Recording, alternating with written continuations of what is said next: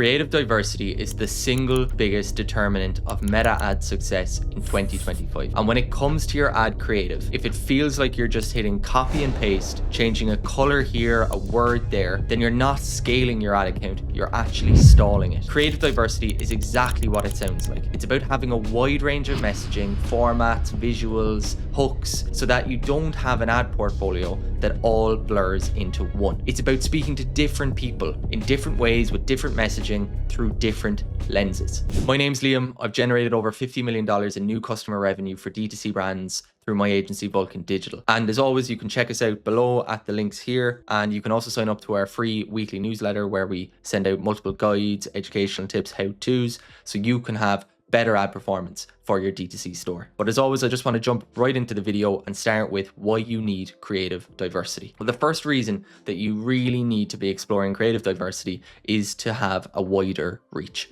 So it allows you to expand your total addressable market on Meta. What I mean by that is you can have different ad formats with different messaging that allows you to tap into new audiences that otherwise you would not have found. And that's because some people respond to the same message just delivered in a different package. So by having more diversity, you're getting more eyeballs onto your brand, onto your products, and giving yourself a greater chance of success. The second reason you should be obsessed with creative diversity is the portfolio effect. What you want to have is a diversified portfolio of ads, because if you have multiple ads that are driving revenue, then what you will see is a much more consistent pattern to your meta ads revenue for your store. So you think of creative diversity as building multiple bridges to your customers. So if one bridge collapses, traffic and eyeballs keep coming. Because what I see so often is what we call the creative cliff account. And what is it? It's basically the case where a D2C brand is really reliant on Meta. And for 80 to 90% of D2C stores, Meta is going to be your primary customer acquisition channel, and there's nothing wrong with that. But the issue arises when your Meta ad account is reliant on one or two or maybe three creative assets. So then you have a store that's not just reliant on Meta for growth, you have a store that's actually reliant on one, two, or if you're lucky, three ad creatives for growth. And when you see that as a brand owner, it is quite a gut-wrenching feeling knowing that your store and your growth is actually being propped up by a handful of ads. And what you see here is this pattern. And this pattern emerges in 80 to 90% of audits that we carry out. And you'll have a series of ads that just don't see a whole lot of spend. So what we see here is that the volume of each square represents the spend going through each ad. And we know that on Meta, spend is a proxy of ad success. So you'll have a series of ads that aren't spending a whole lot, not really doing much. You might have one that does slightly better, and then you'll generally have one or two that lead the way, that really prop up the Meta ad account. Your entire customer acquisition is being propped up by this one or two ads, which is fine until you realize that creative fatigue is real. It does exist, and these ads will die. And what's even more terrifying is not knowing actually when that will happen, because nobody can tell you when creative fatigue will set in. And by the time it has set in, it's already too late. So we want to avoid this picture where we have these ads that are pushing a lot of spend, pushing a lot of revenue, a lot of new customers, but they're getting ever closer to this cliff. And we don't know when it is that they're going to fall off, that they're going to fatigue, and that they're going to be no longer useful for us when it comes to driving new customers. So what we want to be doing is constantly finding new ads that can hold a high level of daily spend so that they can replace these ads when creative fatigue sets in. So how do you know if you actually lack creative diversity or if you're doing okay? Well, one test that we always say is take your top 5 creatives and just look at them. Take a step back and just look at them on your laptop. Do they all look the same? Do they share a very similar messaging? And are they sharing a very similar format? So if they all feel like slight variations of the same idea, then essentially what you're working with is a creative echo chamber. What's an example of good creative diversity? The place I always tell people to go and look for creative diversity is on the Meta Ads library and search for Loop earplugs. Loop have been obviously incredibly successful. They've scaled into the multi 8-9 figure territory. And with that, they now run thousands of ads on Meta. But what you do see is that none of these ads look in any way similar to each other. The messaging is different, the visual, the hook, everything is different. The one thing that's the same here is the format. And that's because I've cherry picked static ads as the format on this occasion. They have the same ad format, but it looks completely different. The messaging is different, the tone is different. Some of these are more playful, some of these are more traditional, some of these are appealing to certain value propositions, some are appealing to others. So the messaging is entirely different across a subset of their portfolio. And when you look at the whole portfolio, the level of creative diversity is unmatched. So you're at a point where all your ads look the same and you're saying, okay, Liam, you've shown us ads from Loop earplugs. Thanks for that. They're a huge brand. They've huge funding and, you know, they've loads of brains working on new creatives all of the time. I don't have that.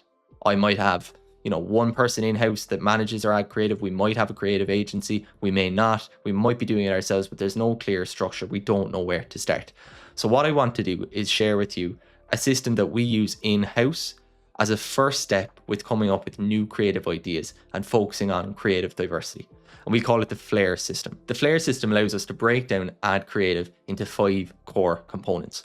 And those components are frameworks, levers, angles, renders, and elements. And I'll break down what each one actually means. Starting with framework. So this is the overarching structure or the storytelling archetype of our ad. So examples of these: transformation, problem solution, misconception breaker, positive external wins, negative external irritants, positive internal wins, comparisons, identity and lifestyle. So these are very much themes that we want to keep our ad within. They're more constructs. So these are themes or constructs that we will keep our ad within. So it's the overarching theme. It's not a very granular representation of an individual aspect of the ad. So it's an overarching theme. But these are very distinct from each other. A positive external win or a negative external irritant. These might be playing on the same value proposition, but instead of showing the customer what they might have, a positive framework and a negative framework might be playing on the same value proposition of your product. But one is all about reaching towards that positive outcome, and the other is all about running away from the negative reality that they're facing at the moment. So they're very different styles of ads. The next thing is the lever, the emotional driver. The lever is the emotion that you're pulling on that gets someone to care enough to stop their scroll, to click, and to buy. So ultimately, it's the why behind the buy.